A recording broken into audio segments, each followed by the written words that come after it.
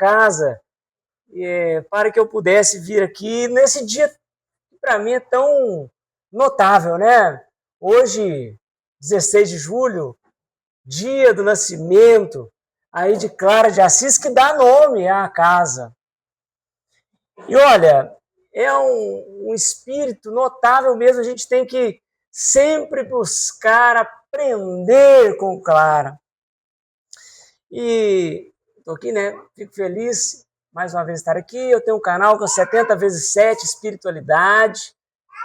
Quem puder estar lá comigo, tem oração todo dia, 6 da manhã, 1 minutinho de oração para seu dia ficar mais leve, para você ter mais contato com o alto. A gente precisa muito, como a Rita disse, né, nesse momento de transição planetária que a gente vive, onde as vibrações terrenas nos fazem ficar cada vez mais materialistas. A gente precisa de espíritos como Joana de Ângeles, Joana de Cusa, que foram aí a Clara de Assis. Bom, e a gente começa então no plano espiritual. Nós vivíamos ali uma idade média, e nessa época a igreja estava muito materialista. Olha só a consonância com que a gente vive hoje, hein? O materialismo arraigado em todos nós, né? Fazendo parte e dificultando o contato com o alto. E João Evangelista ouve Jesus que fala assim, olha, eu preciso que você vá lá restaurar a nossa igreja. E João Evangelista vem, né, com essa missão e pede ajuda a um espírito. Aliás, há vários espíritos, mas dentre eles está Clara, que ainda era ali Joana de Cusa, né, que Joana de Cusa esteve presente na época de Cristo. Então vem João Evangelista e encarna como Francisco de Assis, e com ele Clara de Assis, chamada Chiara, né, lá na Itália. Muito bem. Então, gente, primeira reflexão que a gente tem que ter, nós temos missões já pré-estabelecidas no mundo espiritual. Todos nós aqui. Você não se lembra, porque há o véu do esquecimento.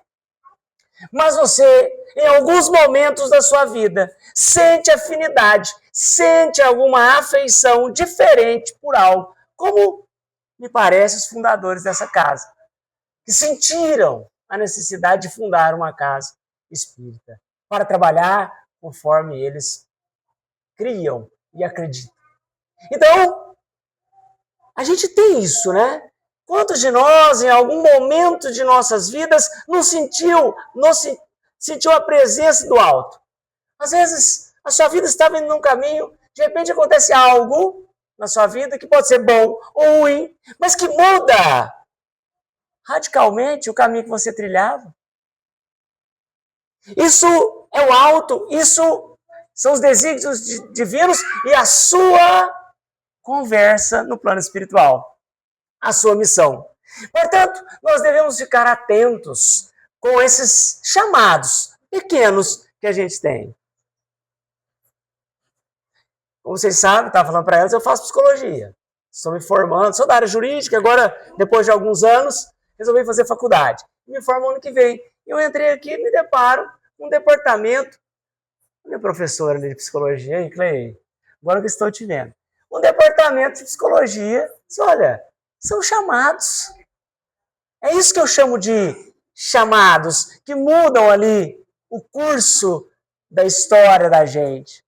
Então, quando Clara de Assis e o Francisco de Assis vêm, eu estou enquadrado, a Itália, eles vêm com esse desígnio, obviamente esquecidos pelo véu de esquecimento. E chegam aqui, né? Francisco, de uma família abastada, tinha tudo que precisava, material. O pai era um vendedor de tecidos muito bem sucedido. Francisco queria inicialmente ser um soldado, um cavaleiro, né? E tentou, mas sem muito êxito, né? Era dado às festas. e não encontrava o seu objetivo. Um vazio se fazia dentro de Francisco. Quantos de nós não estamos com esse vazio? Grandes momentos aí de nossas vidas se deparam com esse vazio. Como preencher esse vazio? Questões psicológicas estão envolvidas nesse vazio. Gente, eu não sei para que eu vim aqui. Eu não sei, eu estou me sentindo tão vazio. E aí vem depressões, ansiedades, por conta desse vazio que aparece já em tenra idade. Então é hora, e essa conversa aqui, eu vou sempre buscar trazer Clara de Assis e Francisco de Assis para a nossa atualidade, para não ficar... A Rita falou que já contou essa história aqui algumas vezes, então eu vou trazer atualidades aqui. Hoje a gente padece de muitas ansiedades, depressões, déficit de atenção, situações que estão envolvidas com esse vazio. Então talvez seja o momento de você falar assim, como preencher esse vazio? E isso não é fácil, hein? Não é fácil, mas você pode começar com o Evangelho. A leitura do Evangelho. A leitura de uma palavra amiga. A abertura a esmo daquele Evangelho que pode te colocar num caminho de ajuda. Então Francisco estava nesse vazio. Francisco de Assis estava nesse vazio existencial, porque ele tinha uma missão, só não a tinha identificado. Foi então, que Francisco, já desolado, ele encontra uma igrejinha. A igrejinha de São Damião. Isso tudo que eu estou tirando saiu de um livro de Miramês, chama Francisco de Assis, quem não leu, leia. Um livro que está entre os melhores que eu já li. João Nunes Maia, que é o que psicografou. Então, muito bom. Então ele chega nessa igrejinha, uma igrejinha já muito depauperada, caindo aos pedaços, vamos assim dizer, mas ali tinha um crucifixo muito bonito. E se você puxar na internet, o crucifixo que estava nessa igrejinha, que era a igrejinha de São Damião, é um crucifixo cujos olhos de Jesus estão abertos.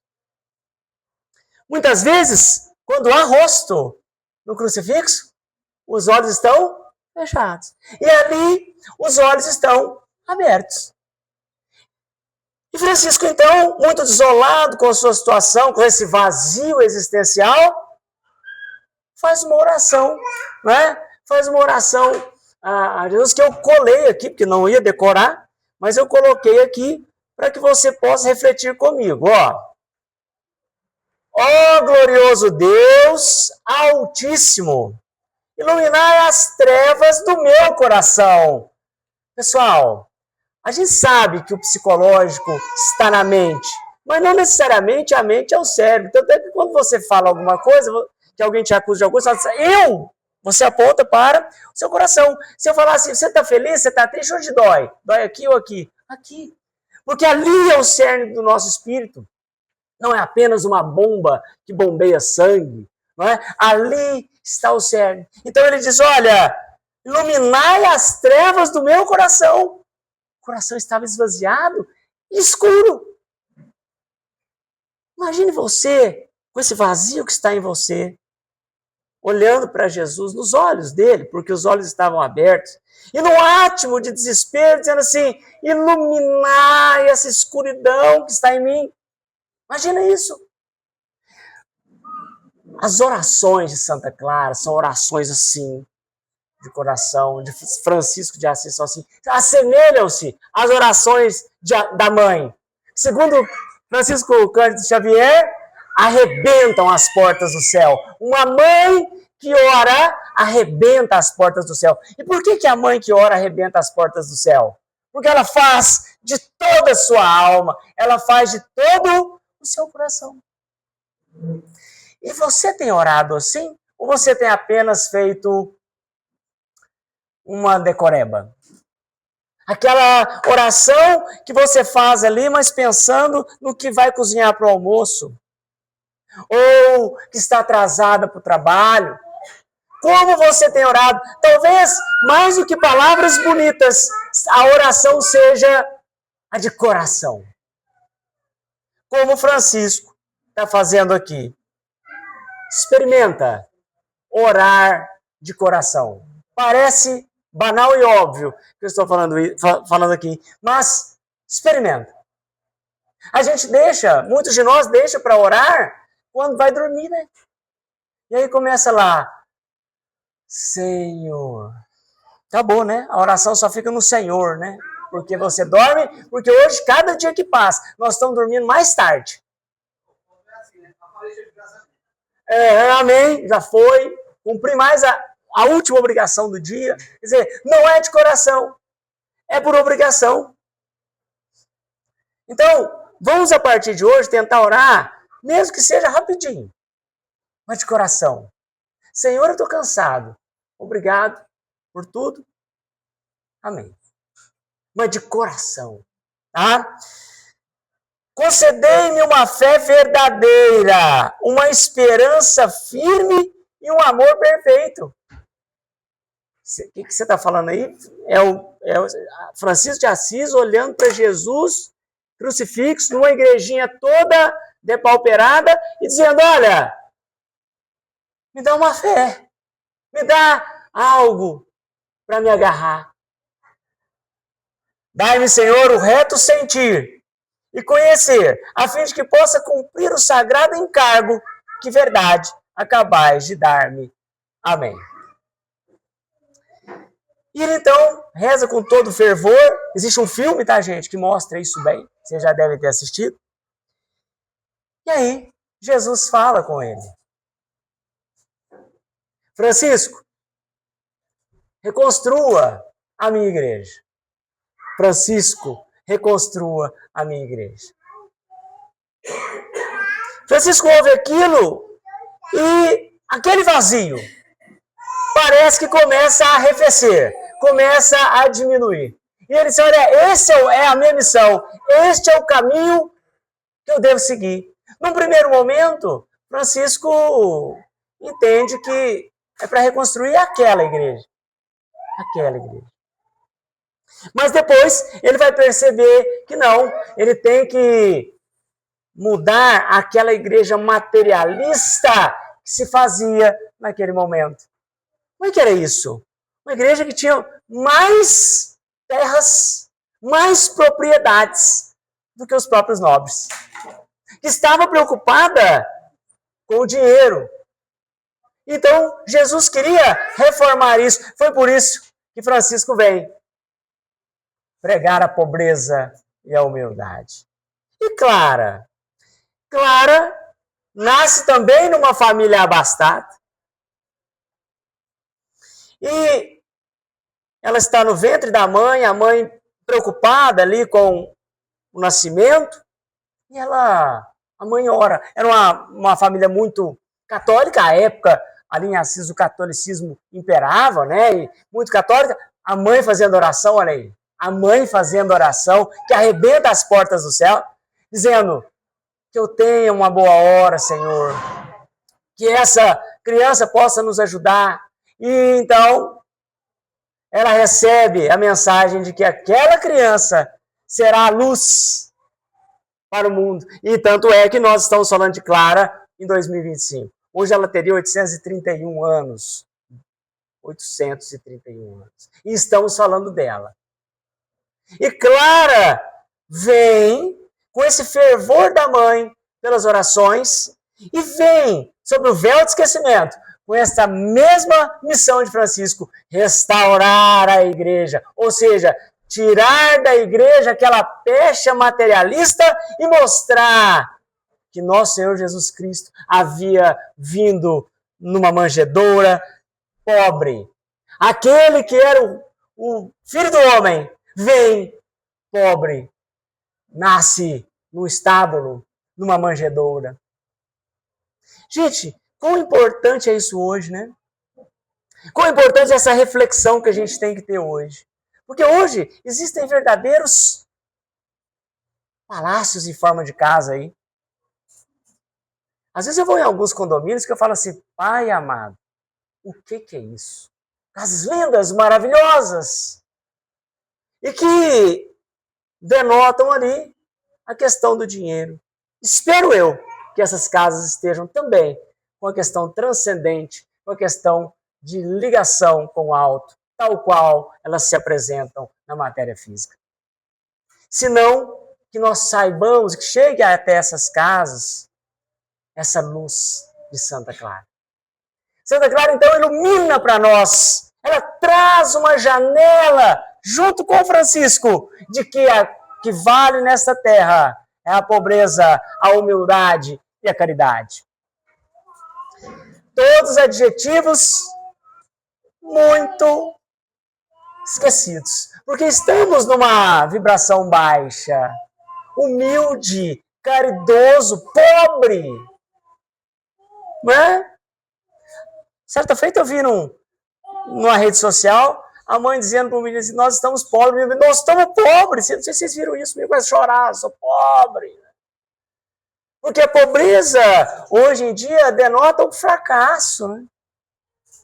A falta de poder econômico. Sendo que a pobreza é o que te fará rei no plano espiritual. Olha, ser rico hoje em dia é uma missão muito mais pesada do que ser pobre. Porque quanto mais lhe é dado, o quê? Mais lhe será cobrado. Não é? Então vamos refletir, hein? Ah, eu sou rico, eu tenho uma boa condição. Está fazendo caridade? O que é a caridade? Benevolência, indulgência e perdão. Fala caridade, o povo fala assim, dá as coisas.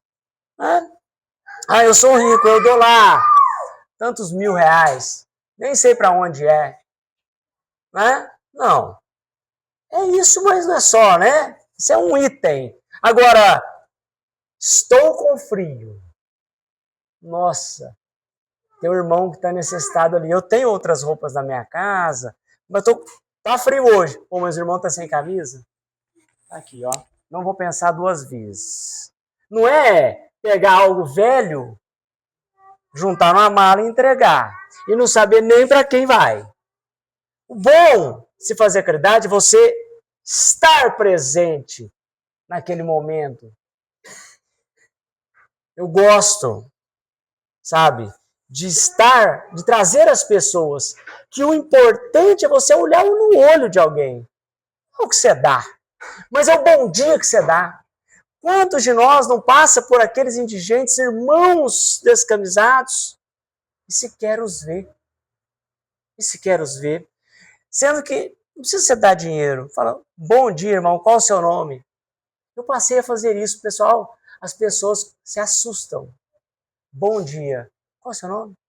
O meu? Tipo assim, o meu? Você está perguntando para quem? Para mim? Quer dizer, isso é a demonstração máxima da invisibilidade humana. A gente acostumou-se com isso. Né? Às vezes você está no sinaleiro, né? Você está vindo. Você está lá, acabou de comprar um lanche. Aí você vê uns meninos descamisados no sinaleiro, você fala, nossa, pai amado, se eu parar, a minha espiritualidade vai fazer o que comigo? O que você faz? Anda mais devagar para o sinal abrir. Abre, porque o passo não tem dívida. Abriu, não podia parar. Não é assim? Então, amigos, irmãos, o que eu quero de vocês é, onde está Clara dentro de vocês? Onde está Francisco dentro de vocês? É isso que eu quero chamar-lhes a atenção. Você tem visto o próximo? Como é que você ama a Deus se você não ama o próximo? Você tem amado o próximo? Não é só de falar que não. Amar o próximo como a si mesmo. E a Deus sobre todas as coisas. Como você tem amado o próximo? Você é uma pessoa boa? Aí muitos falam assim, você faz o bem? Faço. O que você faz de bom?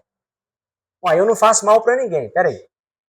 Não fazer o mal para ninguém é uma obrigação de todos nós. O que você faz ativamente de bom? Não precisa falar, só pensa aí. Porque lá no plano espiritual, vai abrir uma tela assim, ó. E aí você vai estar lá, o divino amigo, o Espírito de luz, vai falar assim, bom, vamos ver o que você fez aí lá de bom e o que você fez de ruim. Vamos abrir aqui? Olha, ó, até tocou.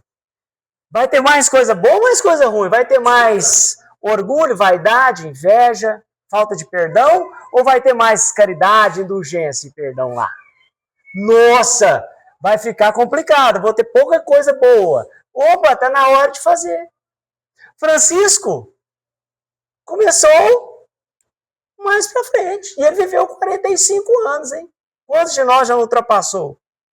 Dá tempo! Dá tempo! Dá tempo. Então, bom, às vezes, essa palestra para você falar assim, realmente, ajude o próximo. Chico Xavier dizia, quando você ajuda o próximo, ajuda a secar a lágrima do próximo, você não tem tempo de pensar muito no seu sofrimento. Vamos ser melhores, vamos ser pessoas boas. Você olha um Francisco de Assis, uma Clara de Assis, são exemplos.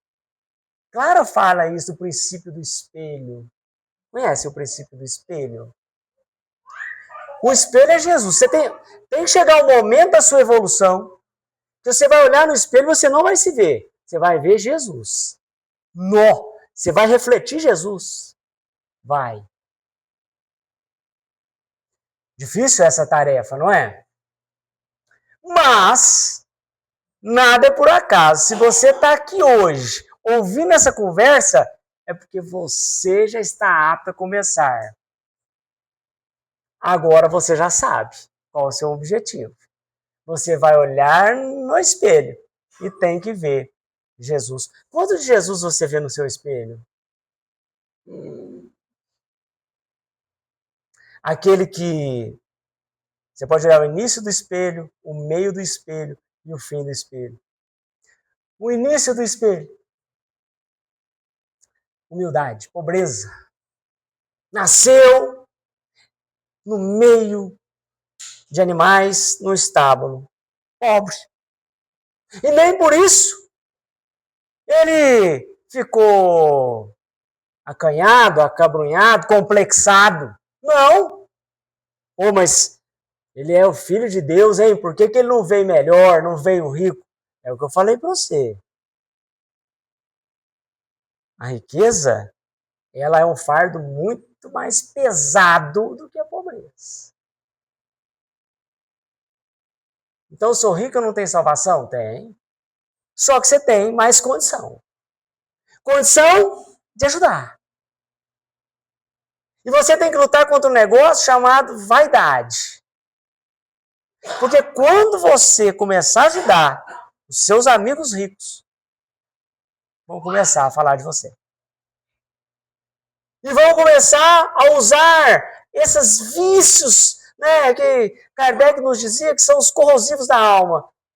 O egoísmo, a vaidade, o orgulho. Olha, mas você está morando aqui conosco, nós somos no condomínio, você vai lá naquele bairro. Não é melhor você fazer um Pix e já resolver isso? E a gente compara os Pix, quem deu mais, talvez até posta os Pix de quem deu mais. Olha aí, o orgulho e a vaidade. Vou fazer caridade. Peraí. Deixa eu tirar a foto minha aqui fazendo a caridade. O que Jesus falou disso? O que você ganhar aqui de louros na terra, vamos trazer para a nossa linguagem? Todo mundo curtiu você fazendo caridade? Curtiu, muitos likes e tal. Ficou por aí. No plano espiritual, não vai ter nenhum tipo, né, de benefício aqui na sua tela. Você já se beneficiou no plano material. E é isso que a gente quer? Não. Aliás, nós temos que fazer a caridade sem pensar no depois. Faça! Você acha que Francisco de Assis estava preocupado com o depois? Que Clara de Assis estava preocupada com o depois? Não, ela está preocupada agora em resolver o problema dos irmãos menos favorecidos. Quando Francisco de Assis beija um leproso, ele não está preocupado com o que vai acontecer com ele, se ele vai pegar a lepra ou se não vai. Ele está preocupado em arrefecer um coração que estava ali clamando por um afago. E quantos de nossos irmãos não estão clamando por um afago, talvez muito próximos de você, e que você, por estar nesse mundo materialista, não vê? Passemos a observar esses irmãos que nos rodeiam. Quais são as dificuldades emocionais, sentimentais, de uma palavra? Estou falando de uma palavra, de um bom dia, de uma energia positiva. Ah, mas esse aí... Porque aí, pessoal, o que acontece muito com a gente? Nós também caímos num problema, julgar os outros. Nós viramos verdadeiros julgadores na hora de fazer caridade. Você olha para um na rua, você fala assim, não, mas esse consegue trabalhar. Está julgando, né?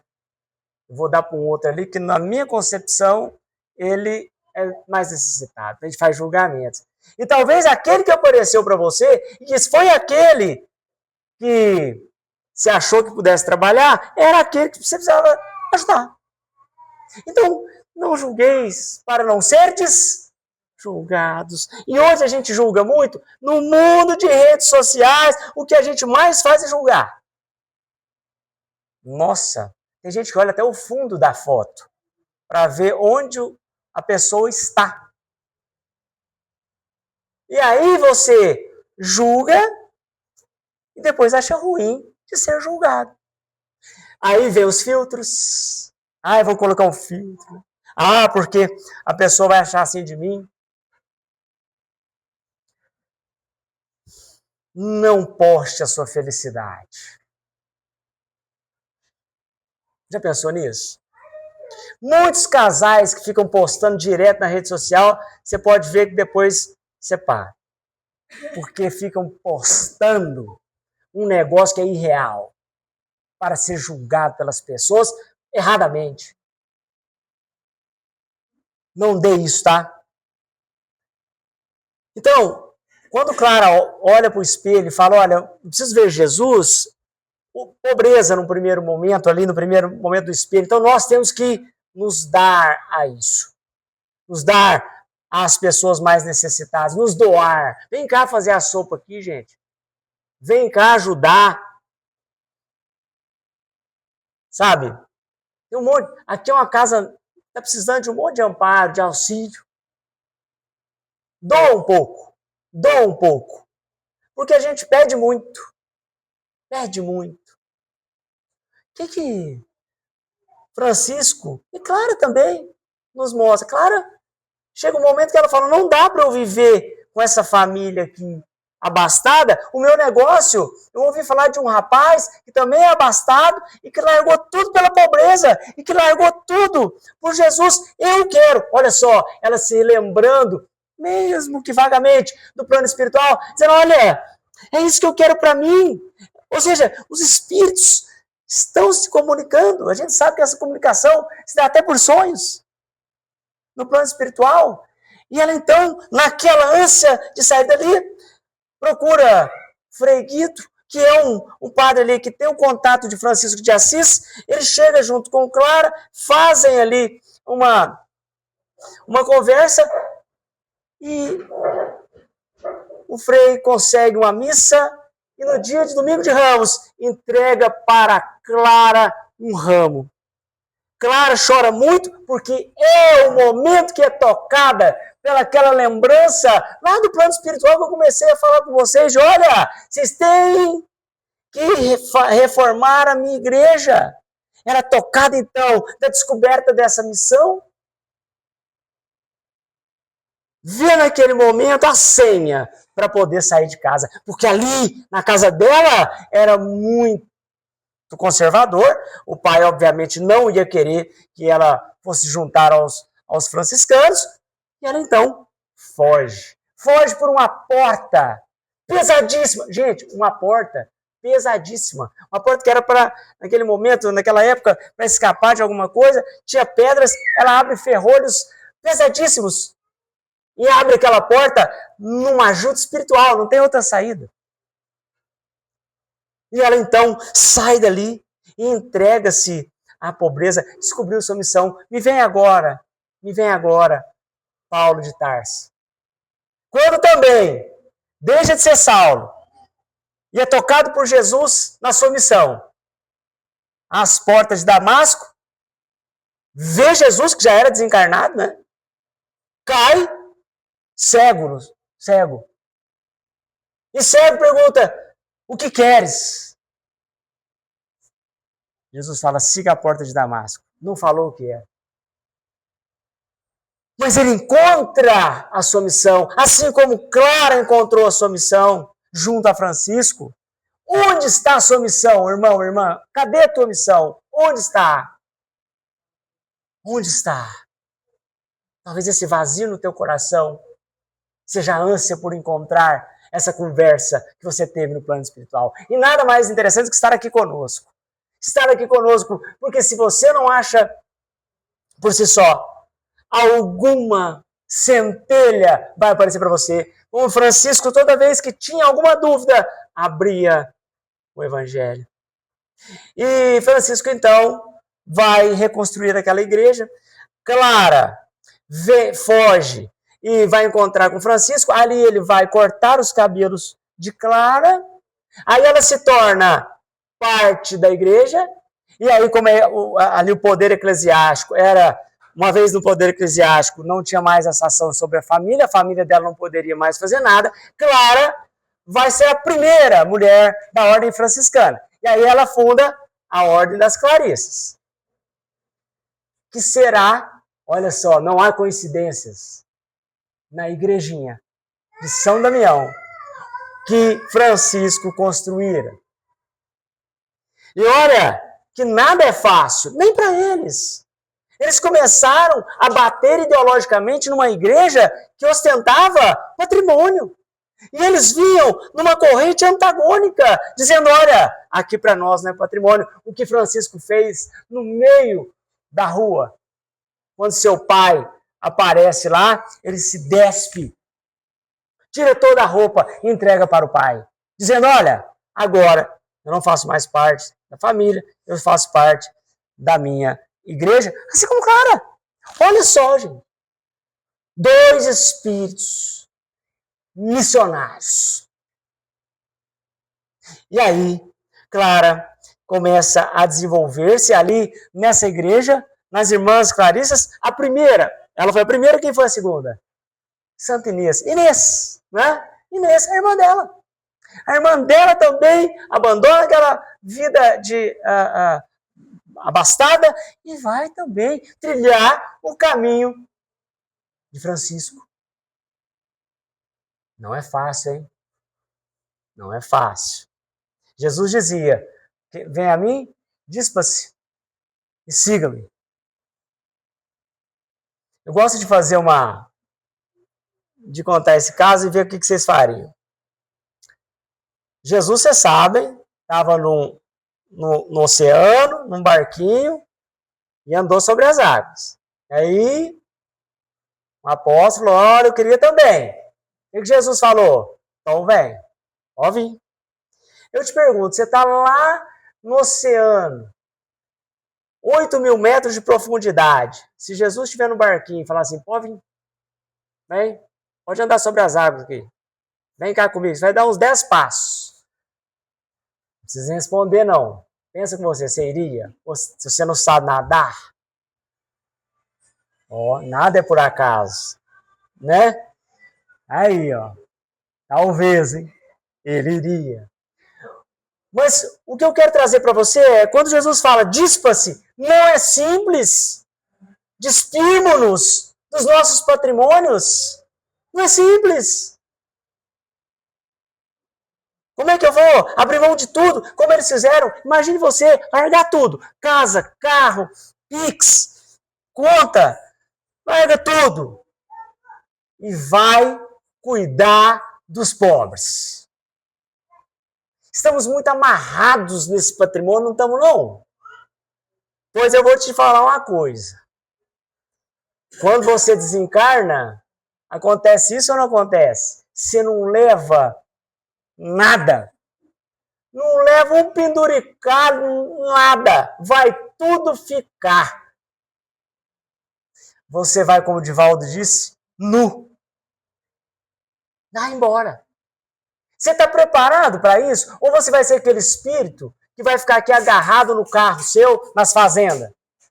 Cadê o espírito? Ele está lá na fazenda, porque ele não vai embora, que é dele. E aí, vai chegar uma hora que você vai ter que resignar e falar assim, vai ter que falar assim, realmente, foi meu. Isso aqui não é mais. Foi. Aí você vai conseguir ir embora. Então, vamos começar a exercitar isso, porque não é fácil, gente. Eu lembro daquele filme, Os Outros, né? Lembram dele? Eu vou dar spoiler porque tem mais de 16 anos, né? Esse filme aí. Uma família que estava numa casa, a mãe e os filhinhos, toda vez na casa estava assombrada. A casa estava assombrada, porque entra um povo aqui e nós temos que dar um jeito de fechar as janelas, né? E a gente passa o filme inteiro assim, nossa senhora, o que está acontecendo com essa família? No final do filme, a família que está desencarnada, as pessoas vivas estão entrando ali para poder comprar a casa. Só que elas estão ali achando que a casa é delas, fechando tudo quanto é janela, fazendo barulho para aqueles encarnados não comprarem a casa. São espíritos que ficaram presos no seu patrimônio. Será que você será um desses? Reflita comigo. É difícil? É. Pô, mas é uma vida de luta. É. Mas a vida vai chegar ao fim e você vai embora. E tem que estar desapegado, hein? O desapego é muito importante. Então, Clara de Assis, no primeiro momento, olha para o espelho e fala, Jesus, no primeiro momento, me fala sobre pobreza. No segundo momento, fala sobre humildade. Você é humilde? Você tem sido aquela pessoa, e aí entra nessa questão do desapego, você fala que você tem alguma coisa? Se eu te perguntar, quem você é? Quem é você? Uns vão falar assim, eu sou advogado, eu sou médico. Não, eu não estou perguntando a profissão que lhe dá patrimônio. Eu quero saber quem você é. Quem é você? Essa é uma pergunta que nos causa uma dificuldade enorme de responder. Quem é você? Aí você vai falar, eu sou uma pessoa feliz, eu sou uma pessoa triste. Você vai começar a olhar para si mesmo. E rapidamente, eu te asseguro, o seu cérebro vai dar um jeito, a sua mente vai dar um jeito de mudar essa sua resposta para que você mude a atenção para outra coisa. Porque a gente não tem muito o que responder sobre o que somos nós. Acho que nós devemos cultuar a humildade. Eu estou lembrando de uma passagem do Haroldo Dutra, que ele conta que Gandhi estava naquela luta com os romanos e a igreja, né, a Roma estava lá na Índia e tal, e Gandhi é um cara muito pacífico. Ele fez a sua revolução pacífica e ele estava ali andando, fazendo a caminhada pacífica e um romano veio e lhe deu um soco no rosto. Gandhi então caiu, porque o Gandhi, fraquinho, magrinho, um soldado romano portentoso, deu um soco no rosto de Gandhi e Gandhi caiu. Gandhi se levantou, ele foi lá e deu outro soco no rosto de Gandhi. Gandhi caiu de novo e se levantou. Veja, a ira não veio nele, hein? Hoje, se você bate a cabeça no carro, hoje você bate no carro. Você bate a cabeça em alguma coisa, você fica, né? E aí? Quando ele levantou, o soldado falou assim, quero saber quem te ensinou a ser tão covarde. E Gandhi respondeu, o mesmo homem que está no seu crucifixo aí. Ou seja, Jesus, a receita de Jesus não é de covardia, é de não beligerância, é de humildade. Dê uma face, mostre a outra. Até que ponto nós não somos criados já para não ser humildes? Uma criancinha pequenininha que bate a cabeça aqui, ó. O que os pais deveriam fazer? Olha, você tem que prestar atenção. Como é que hoje se fala? Mesa boba. Ou seja, eu estou transformando a mesa no grande algoz. Ou seja, eu terceirizo. Ao invés de responsabilizar a criança e dizer, olha, você errou, não. Quem errou foi a mesa que estava ali. E hoje nós estamos criando pessoas assim. Não existe humildade para falar assim, eu errei. Não, ele tem que arrumar um culpado. Eu preciso de arrumar um culpado, mesmo que seja inanimado, mesmo que seja a mesa. E a gente está aprendendo isso. Então, onde está essa figura de Jesus? Jesus foi humilde, gente. Imagina ele na cruz. Jesus na cruz estava com a coroa de espinhos, o povo dizendo, olha aí o rei dos judeus, olha aí o filho de Deus, carregando aquela cruz, o povo cuspindo nele, os amigos dele tinham ido embora, quem estava ali era a mãe, né? E todo mundo rindo dele, e ele, não esqueça não, tá? Era só o filho de Deus. Se ele fizesse isso, acabava tudo. Pois ele era o filho de Deus. Mas ele foi humilde?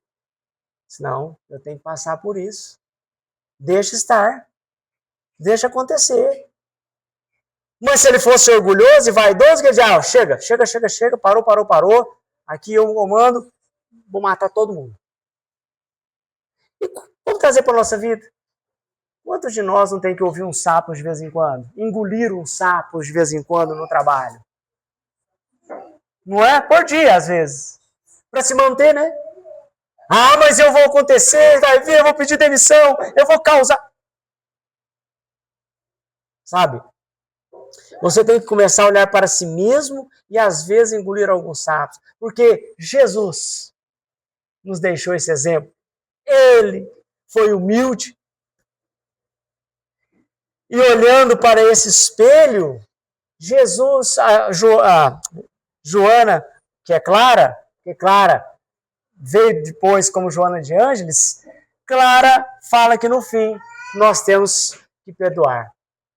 O perdão que está lá na caridade, hein? Caridade. Olha só. O que Jesus fez no final, na cruz. A morte pela cruz é uma morte terrível, pessoal. Não é só porque está com a dor na mão, não. Aquilo vai acabando, o diafragma não funciona direito e você morre por asfixia. Querendo respirar, no meio de dois ladrões, nos ensina o quê? Nos ensina a perdoar. Ele olha para Deus, ele perdoa quem pediu perdão do lado dele e diz assim, perdoa, Pai, eles não sabem o que fazem. Você tem perdoado? Você tem pedido perdão? Porque quando a gente fala de perdão, você pensa logo em perdoar alguém. Estou perguntando também assim, e a humildade de pedir perdão para alguém? Como é que está aí em você isso? Cadê aquele parente que você não conversa tem 3 décadas? Porque você nem lembra o que ele fez, mas você falou assim, eu não vou ligar para ele nunca mais. Cadê esse parente? Por que você não liga para ele? Manda um bom dia. Ah, eu não vou fazer isso não. Porque se eu mandar um bom dia para ele, ele vai achar que ele está certo e eu estou errado. O que Clara nos ensinou? Humildade, perdão, caridade. Hoje é tão fácil, gente. Antigamente, para você fazer isso, se seu parente morasse longe, você tinha que ligar. Oi, beleza? Tudo bem? Saber como é que você tá? Ó, tem que ser difícil. Se não tivesse telefone, você tinha que bater na porta. Oi, vim cá. Poder tomar portada na cara. E hoje? Áudio. Oi, agora sou eu, porque deu os 45 minutos. Áudio. Ô, pai, tudo bem? Bom dia, boa noite. Só tô querendo saber de você. Aí você vai falar assim, ele nem vai me responder. Manda e não olha o celular mais. o que vai acontecer? Mas você mandou. Abre essa porta. Abre essa porta. Tenta falar com essa pessoa. Se ela não te responder, a sua parte, você vai ver a leveza que vai imperar no seu ser. Não sou eu que estou falando, não, é Clara de Assis que está falando aqui. A leveza que vai imperar no seu ser. Sabe, eu vi também na internet esses dias um áudio. O rapaz ligou para o pai. Pai, eu estou te mandando esse áudio. Foi uma ligação. Pai, eu só estou te ligando para dizer que te amo. Aí o pai falou assim, pode falar o que você precisa. Não, pai, é só para te falar que eu te amo. Não, pode falar. Quanto é que é o Pix que é para fazer? Aí, ele, não, pai, eu te prometo, estou te ligando para falar que eu te amo. Aí o pai, sua mãe já está preocupada aqui, ó. Você está ligando para falar que me ama? Não, pai, só que eu te amo mesmo. Ou desligou. Deu 1 minuto, a mãe ligou para ele. Meu filho, o que está acontecendo? O que está acontecendo? Seu pai está chorando aqui. Você é de arrepiar. Seu pai está chorando. Você falou que ama seu pai. Há quanto tempo você não fala que ama seu pai? Há quanto tempo você não vê seu filho falando que te ama? Há quanto tempo você não olha para o seu menino e dá um beijo nele? Ah, mas ele é grande daí. É seu filho. Quanto tempo? Faz isso hoje. Chega na tua casa, você tem a bênção de ter seus pais. Vai lá, abraça eles. Não, eles não estão lá em casa. Vai lá na casa deles um pouquinho. Fala que, mãe, vem cá. Falar que eu te amo. Cara, você vai ver a transformação na vida deles. Seus filhos estão lá? Papai te ama. Nossa, pai, você só trabalha. Porque hoje eu só trabalho. Né? Papai vem cá, falar que te ama, como é que tá aí? Tal. Sabe? Voltar ao básico. Porque hoje as pessoas chegam, o que elas fazem em casa? Cheguei, vou descansar. Como é que o pai conversa com os meninos hoje? No WhatsApp, o almoço está pronto. Porque é melhor que você gritar. Você grita pro menino, hoje ele não te ouve, porque ele tá aqui, né? Manda um zap, fulano, a janta. Aí ele vem. A gente fica só nisso. Em bolhas, em microcosmos, dentro das nossas próprias casas. Cadê esse afeto? Cadê essa caridade em forma de energia? Tem outra história de Chico Xavier também que nos retrata o perdão e a sua importância, que é quando Chico Xavier tinha um cachorrinho, e esse cachorrinho ele gostava muito, mas estava muito doente.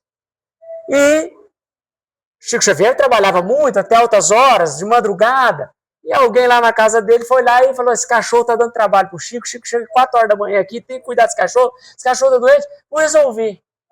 E resolveu o cachorro. Matou o cachorro.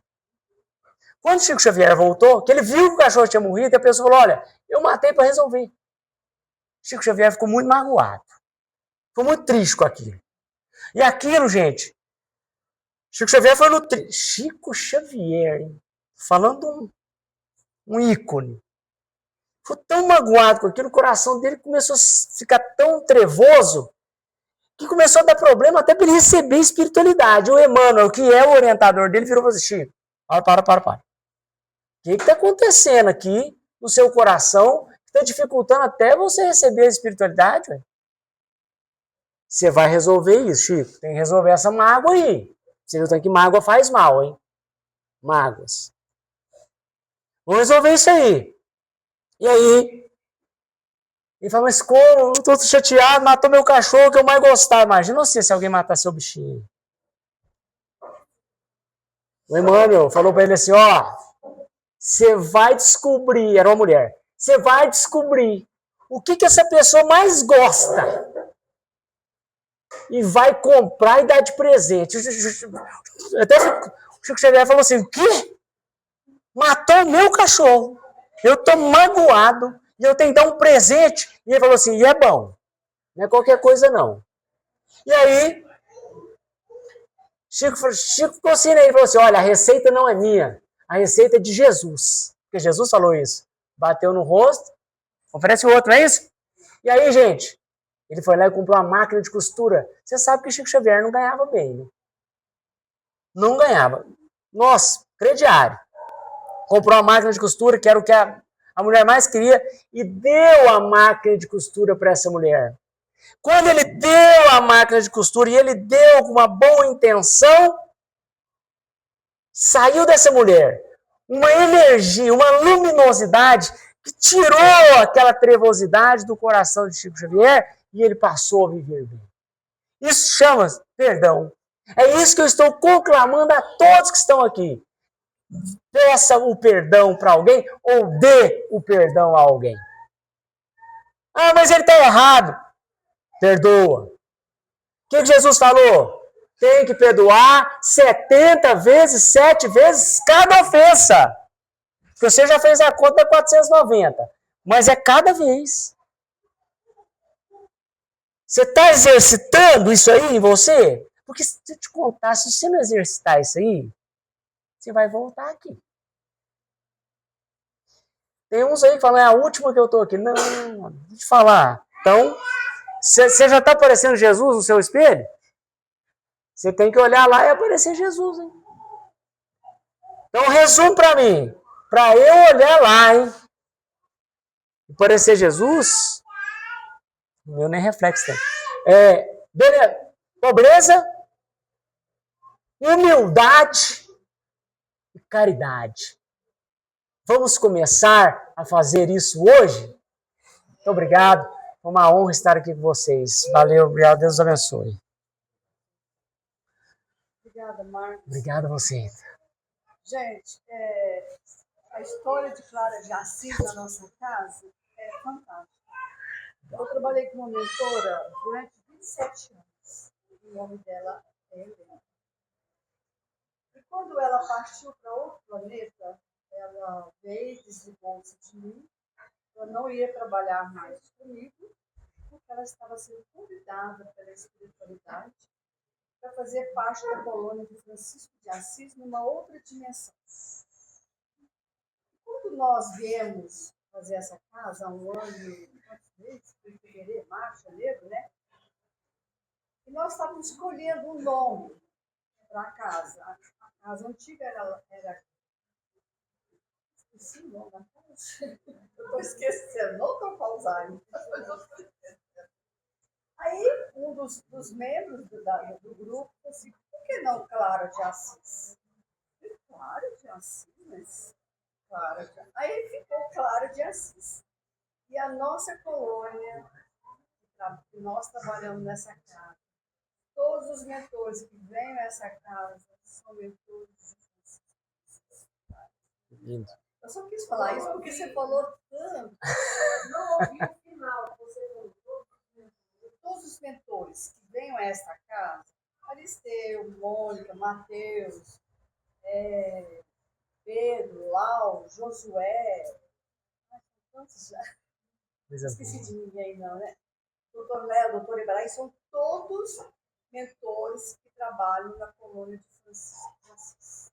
A colônia é imensa e ele delega a toda a colônia. Tem um líder, né? E ele delega os mentores que venham a essa casa para trabalhar. Não somos nós que escolhemos, não. Eles vêm.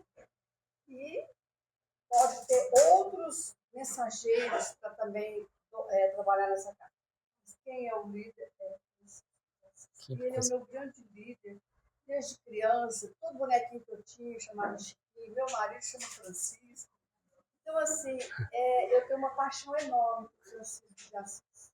E por Clara. Então, eu já li as obras do Milanês, eu já li tudo. É fantástico. Muito obrigada, Marcos. A honra é minha. Obrigado. Pode ter certeza.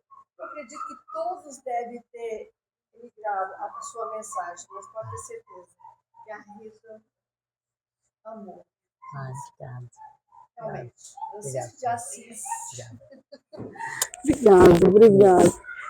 Francisco de Assis e Clara de Assis são fundamentais na minha vida. E eu falo todos os dias. não. Agora estou nessa fase. Nossa, daqui 10 anos estou com 80. Será que eu vou ter os 80? Então, assim, eu não quero morrer, mas se eu tiver que morrer, vocês podem ter certeza. Se eu precisar de morrer, não. Eu vou morrer, vocês podem ter certeza. Vocês são testemunhas do que eu estou falando. Eu morro muito feliz. Eu desencarno muito feliz. Porque eu tenho essa casa. Essa casa é nossa. A casa não é minha, nem do Francisco. A casa é nossa. Tá? Então, o que